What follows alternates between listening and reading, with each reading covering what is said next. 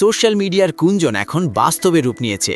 অবশেষে বাফুফের টার্ফে পা রাখলেন ইংল্যান্ড প্রবাসী ফুটবলার ইমান আলম। লাল সবুজ জার্সি গায়ে জড়ানোর স্বপ্ন নিয়ে সুদূর ইংল্যান্ড থেকে উড়ে এসেছেন ঢাকায়। বাফুফে ভবনে এখন সবার নজর এই নতুন মুখের দিকে। বাফুফের কোচদের সামনে নিজেকে প্রমাণ করতে ঘাম ঝরাচ্ছেন ইমান। তার ফিটনেস, রানিং এবং বল কন্ট্রোলিং খুঁটিয়ে দেখছেন কোচিং প্যানেল।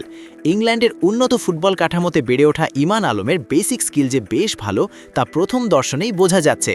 তবে ঢাকার আবহাওয়া আর টার্ফের সাথে মানিয়ে নেওয়াই এখন তার বড় চ্যালেঞ্জ। জানা গেছে ইমান মূলত মিডফিল্ড এবং উইংয়ে খেলতে পছন্দ করেন। তার গতি এবং ক্রস করার ক্ষমতা বাংলাদেশ দলকে বাড়তি সুবিধা দিতে পারে। সাবিনা কৃষ্ণাদের সাথে যদি তার বোঝাপড়াটা তৈরি হয় তবে সাফের গণ্ডি পেরিয়ে এশিয়ান পর্যায়েও ভালো করবে বাঘিনীরা।